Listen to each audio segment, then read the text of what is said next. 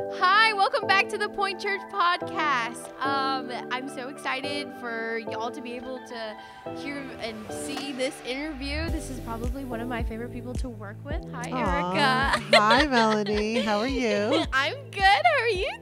Stop, Ericka. You're making me blush. Like, this is a podcast. Calm down. I'm so excited for y'all to hear this because I think you're an interesting individual. I mean, I don't know how much they know about you, but I think you're interesting. You probably don't know as much about me as well, you might not want to know that much about me. No. This, I think that everyone has a story, and I would love to be able to give you the opportunity to tell yours. So let's just dive into it. So what was your early life like? Like, where did you grow up? I grew up in New York on Long Island. Farmland. People think of like the city, but Eastern Long Island is corn and pumpkins and right before the Hamptons. So right before the like what you see on TV kind of thing. Yeah. So like you're kind of used to the like country life, you'd say, still. But it's not the South. It's very not different. The South? How is it? How is it different? Well, we could start with the similarities first. I mean, there's deer hunting and there's farms, I guess. But the difference is, I mean, I would say the food and just the way that people are. Like, people are a lot nicer here. Oh, yeah. I was born in Connecticut, so I definitely know the difference between, like, the bird and bird watching. You know what I mean? Like, two different worlds here. I don't know. I didn't grow up that nice, and I don't think I think it's a product of, assimilation to my environment. I hope it's not because I'm a bad person. No. So. Do you think you've become nicer being down south? I try, but I love that. I'm trying to be nicer. I can just imagine you just like kicking down the door to a bunch of what do you mean? Oh my gosh. Okay. Nice. No, I know that my family up north, they always made fun of me for being like the kind one. And like my mom, I know because we used to go up north and down south a lot for Thanksgiving. And the moment that my mom hit like a certain state going up north, all of a sudden a persona just took a hold of her. And she was like, nope, I'm not letting anyone pass me. And I'm going to like honk my horn. And she just starts cursing and like I'm like, happened to your little southern drawl? Like, yeah. You were so happy. Hospitality. We don't start conversations with strangers in New York. I don't care where in New York you are. You just don't do that. Yeah. I never did that. Interesting. No, I'm very happy I live in North Carolina because I love strangers and I love getting to know people's stories. But I can imagine I probably get beat up north. Not stereotyping everyone up north. There's obviously some people who would love us, but yeah, I like it better down here. I do. I really do. So when did you move down here? In November of 2016. So it was 4 years last month. Mm-hmm. Wow. And was there a reason that you moved down south? Yes. So basically my mom was the last parent to pass between myself and my husband. And so all four are deceased now. But when my mom passed, and my sister has always been in the Army, so she's never was home. And so after my mom passed, we were done. We needed something new. And my sister was in North Carolina. So that was the closest relative. And, we headed down here, and now she's in Korea, and we're still here. So how exciting. What is she doing in Korea? She's active duty Army. That's awesome. Her husband just retired in June, and so he's now a military spouse, and she is a active duty JAG officer serving right now in Korea, South Korea. How awesome. And what was young Ericka like? Like, did you do a lot of clubs? Like, did you like in school? Did you have a lot of jobs growing up? Like, what? Yes, we did my sister and I did anything not to be home. We lived, we could walk to the middle school. So whenever middle school activities started, like 5th, 6th grade, we were after school for everything because we could just walk home. We didn't have to worry about Yeah. parents or buses or whatever. And then that just kind of stuck. So I did theater. I did try out for basketball and volleyball, but I was more of a environmental club, chorus, theater. And then I did have a job. My first official job was serving hot dogs at a mall food court when I was 14. And a lot of babysitting, and then that same outlet mall, I just kind of like did the rounds and worked at almost every store. I love that. So you have a lot of experience, I feel. Like there's a benefit to working at one job for a long period of time, but I think there's also benefits from like working at multiple jobs and seeing like what you're able to do and getting more skills. I think that's really cool. Yeah. Well, nowadays, like, I don't know, not a lot of people, my dad worked for Grumman for 26 years and retired from there, but you don't hear that too much anymore. So yeah, people job hop a lot. So yeah. It's hard to find loyal ones, if that makes sense. Especially millennials like you. Dude, oh, wait, are you right, after millennial? You're not even, you're like Gen X, Gen Y, what are you? I'm pretty sure. Oh. I just reached the cutoff. Oh, did you? I don't Okay. job hop that much. I mean, I'll be at the boy church for a while. That's how they stereotype you guys. You should know that. But interesting. I like that you've like done a lot of jobs. So tell me a little bit about your family dynamic. I mean, you said you have a sister. So any other siblings and parents and stuff? Just myself and my sister. And my husband did have a sister who passed away.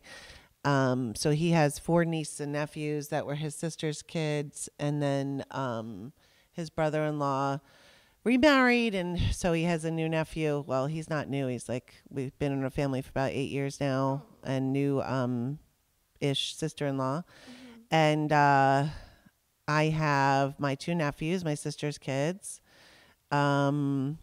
And then we just have cousins and aunts and uncles and great aunts and uncles. We have family in Chicago, Alaska, Poland, Korea now.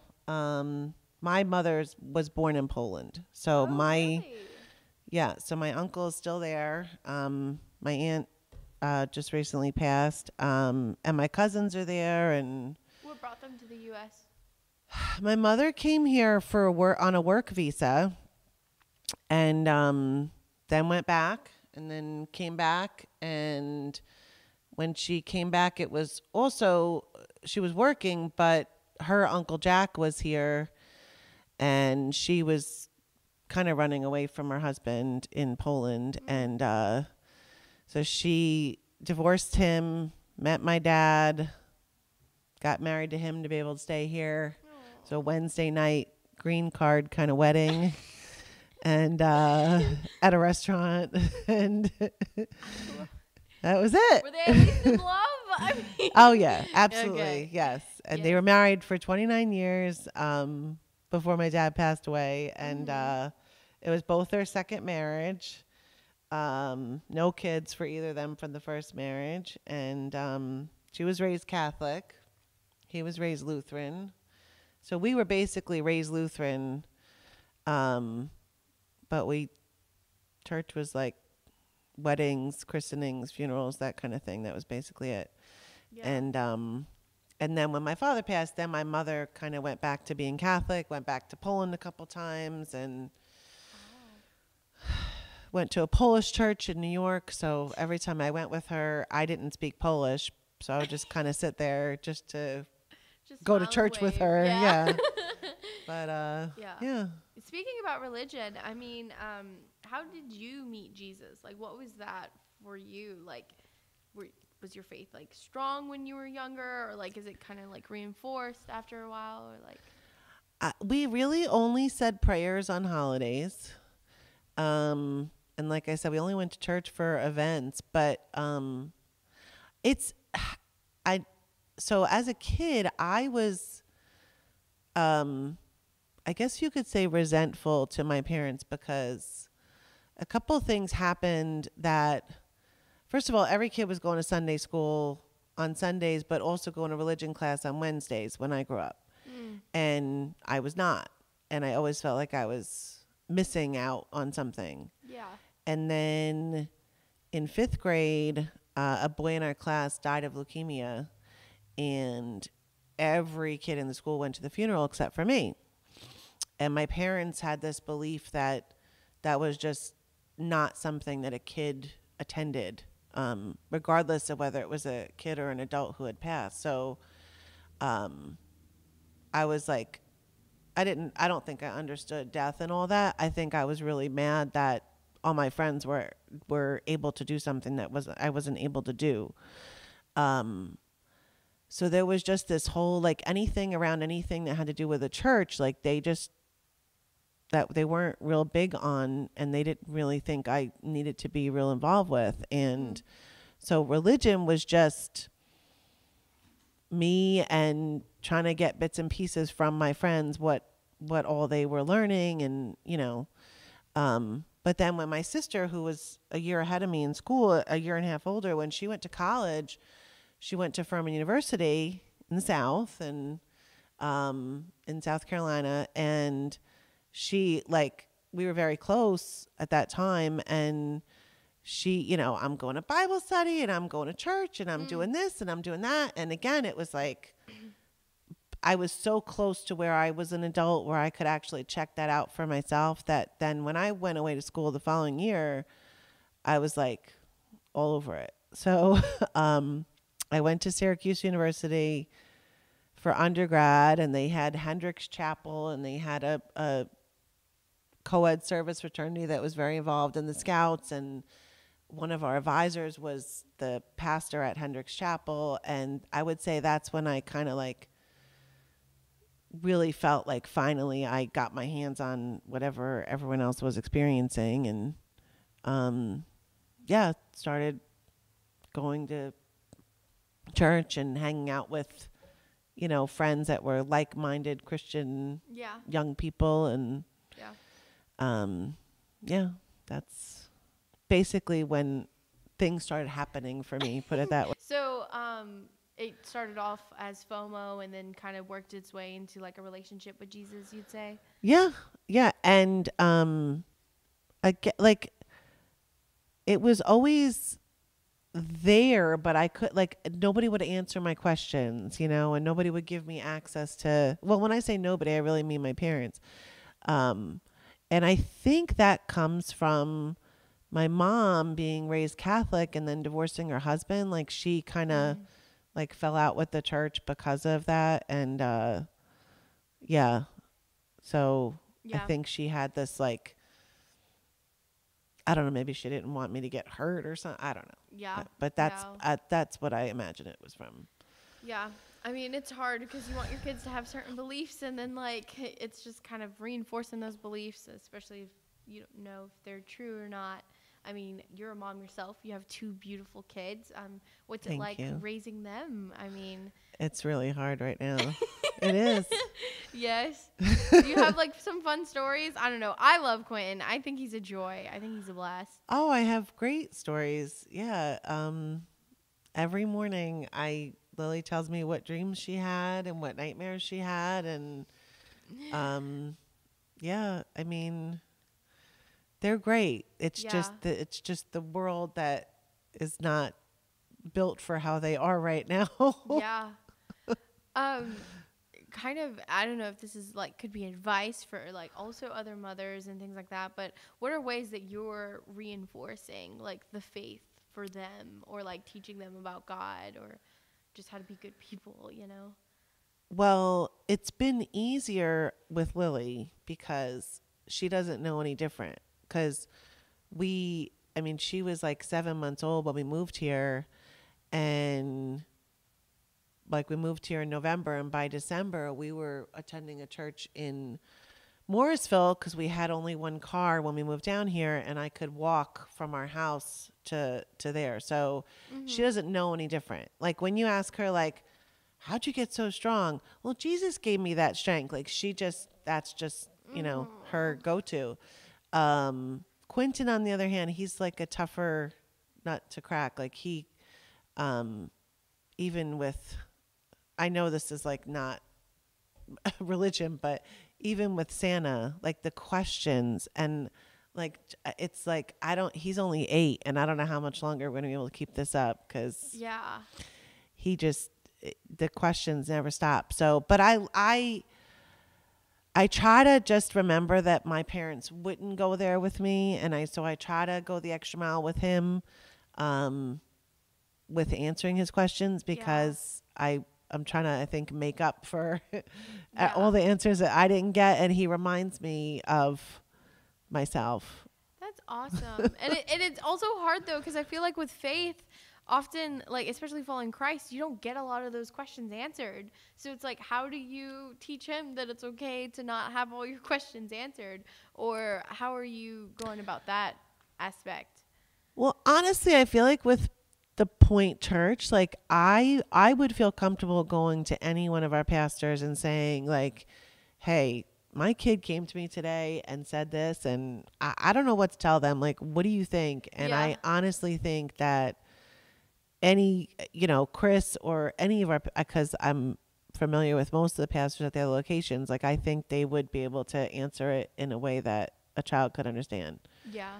That's a really, I love that the Point Church is available to you in that way, and that we're able to do that, because I know that at some churches is often, I knew that I grew up in a church where like questions were kind of looked down upon as well. And it was just kind of like, don't worry about it. You're a kid, relax, like sit down, like, and it's just kind of, questions are important. And I think that's awesome that you're trying to answer those questions for them. And in Kid Point, I feel like the curriculum, we talk about a lot of stuff that,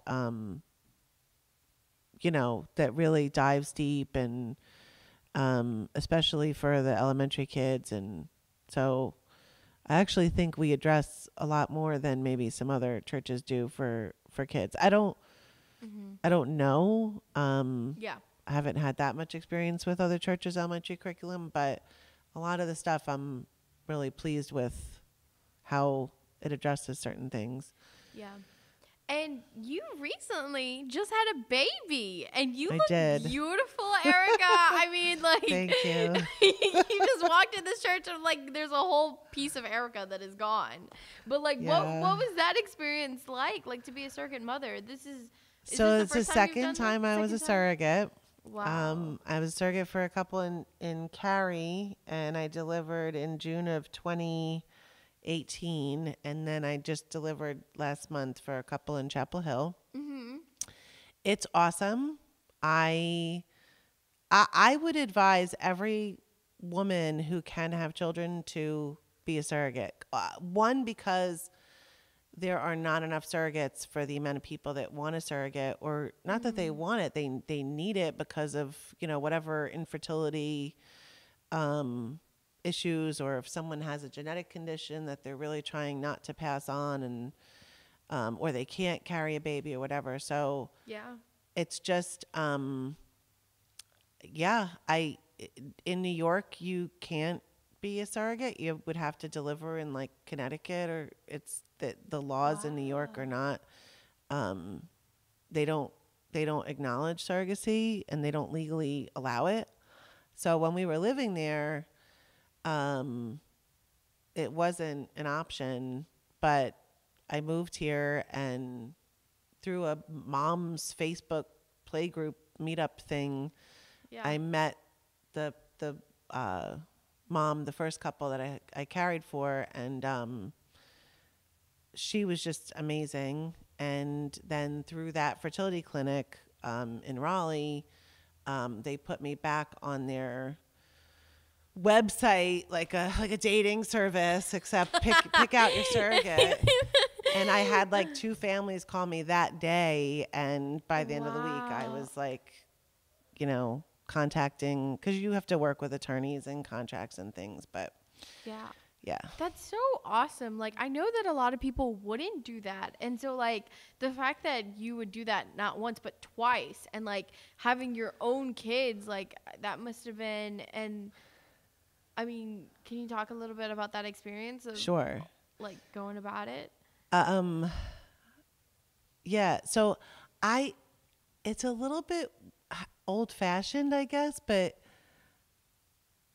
I I literally actually believe that like women's bodies were made to have children. Like it's just like if they want to. Like any woman that doesn't want to be a mom, like no problem. Like that's you do you. But I felt like I was like, well, I'm not really like we weren't going to have any more kids.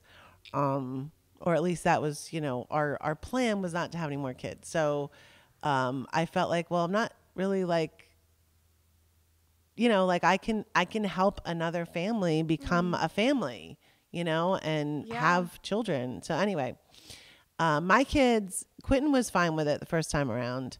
He told absolutely everybody that his mom was having a baby for somebody else. And I tried to explain in the most scientific way that I could because that's how his brain works. Yeah. And then the second time around, he didn't even care. He stopped telling people. It was like, oh, she's doing this again. It's like, it's just a regular thing. She's going to pop up another next week. It's fine. The baby factory, your nickname. And then like Lily, she really wanted another sibling. Aww. She really wants a baby in our family. So she had a harder time with it because it wasn't hers. And speaking of Lily. So anyway, so she's been interesting because it took me a long time to convince her that it wasn't hers. And then after she like finally came to terms with that, she could have cared less. She didn't tell anybody. She didn't even half the time. She didn't even want to really like believe that I was actually about to have a baby. So anyway, that's, I don't know. That just to me, you seem like such a fearless and strong woman. Like I know that birth is a scary thing, and for you to do it not once or twice for your own kids, but like twice for another, like that's also an idea of giving, which I think is very Christ-like of you, because like you know you're supposed to be able to bear your brother's cross and like give what you're able to give, like the coat off your own back, and I think that's just giving a family like that is beautiful. Well, I have a hard time when someone is really in need and I can't help them. And infertility is one of those things where, you know, I have friends that have really struggled and I literally can't do anything for them. Yeah. Other than I did before I did anything with the first couple, I did talk to two friends in New York and say, hey, listen, like I will help you if you want me to, and they both declined, which is fine. And but it felt like, okay, if I can't help my friends, at least I can help someone, and you know, hopefully the circle of life will come back to those people when it's their time, and they'll find their way, you know. But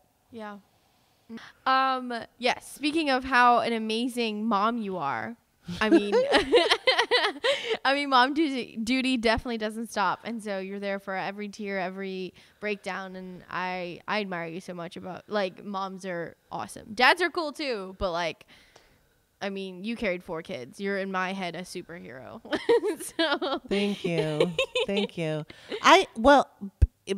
So when we were living in New York, I was traveling for work about once a month, and yes, at one point one trip I brought Quentin with me. One trip I left Quentin home. Like I would try to, you know, my mom would come with me to help him and watch him during the day when I was working. Because I used to open learning centers for a franchise company. So Dad has done his share of dad duty, but right now we're in a season where it's mom duty. Yeah, a lot. Yeah. And has that been tough with you of like being the new like care pantry director and now like still having to like raise 2 kids kind of thing? Like has it been hard? How do you balance that? I just has it been hard? I guess so, but like with care pantry, like I have a lot of help. Like there's a lot of people helping between Point Church Chapel Hill folks and Hillside Church folks, and then we have people that just aren't affiliated with either church, but they Yeah. help out at the pantry. That's awesome. So we have a lot of people that are, busy, but willing to carve out that time. And it's been amazing since March. I mean, maybe we had 1 or 2 Saturdays that we were, kind of low on staff, or help. But for the most part, it's been really fine and really good. That's really good. Yeah. And just talking about the church, I mean, like it's very important for the church to step up, especially during this time, to help support its congregation and its members. So like, I'm very happy that the Point Church is trying to help you any way it could, Yeah, it's been great. I can't, and like, had I reached out earlier, like I could plan out, further, and I probably wouldn't have even had those shortages those 2 weeks. But sometimes I wait till the last minute to reach out. Me too. So, hey, you had 4 kids. You're a superhero still, and so it's okay to procrastinate every once in a while. I mean, so you constantly like just. I may keep going back to the circuit thing because that's a big thing, You're constantly serving others, especially at the pantry, especially like just in your own life with your kids and like putting other families first. I mean, like, how are you? Like, how do you make sure that you don't get burnt out? Like, how do you rest? We used to be in a lot of activities. Like my kids used to do swimming and ballet class, and I think it does actually help that none of that is going on right now because it does free up my, time. But it's just, I mean, I don't know. I just do the best I can. Like nobody, I don't think people like say to moms, like, I think a lot of times moms just do whatever is thrown in their lap. And I mean, look at like, online schooling from March to June, like people just adapted, and then they adapted from August to November, and then they're going to adapt again for the month of January. Everyone in our school is a year-round school, so it's track 4. They're tracked out for a month. Like, okay, we'll just do this now. Yeah. So it's definitely during this whole pandemic, it's like you have to just keep up with whatever's happening and thrown at you. So, and I think as a mom though, you're kind of used to that. Like if a kid like throws up in the car or like does this, like you just gotta react fast and figure it out. If your kid has a mental breakdown, like you gotta pick them up and comfort them. So I think that's an awesome quality, especially to have during a pandemic. Like, I'm really like, knock on wood, my kids, like they just, most of the time they just go with the flow, and and kids are really adaptable in general, I think. So yeah. And how do you find time for God in all this? It's hard. But like when, I often will just hang out in one of their rooms, putting them to bed until they fall asleep. And, you're sitting on your phone and you can put the headphones in and you can listen to a sermon that you missed, or, just something interesting that someone else posts on. I mean, there's so many Facebook groups, but one of them that, is pretty active is Apex Carry Christian Moms. And I know we're in Chapel Hill, but a lot of women on there post a lot of like inspiring things that to listen to or to read, or I think like Kid Point every Sunday, whether it was online or in person, like it going through lessons with your kids forces you to dive deeper because they have questions, and I have another friend. So I think that helps, because I think you can get lazy, but when you feel like I have to do this for my kids, and then it's like, oh yeah, I want to read, the memory verse is like one line, but I want to go back and read that whole chapter because I want to see like what the context of this memory verse is that I'm like trying to get my kids to memorize this week, so.